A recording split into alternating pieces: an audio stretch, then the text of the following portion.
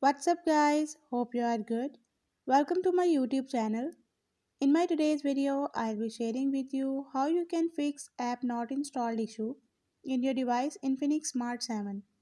But before we talk about that, don't forget to hit the red subscribe button and the bell icon to stay updated. Now watch this complete video.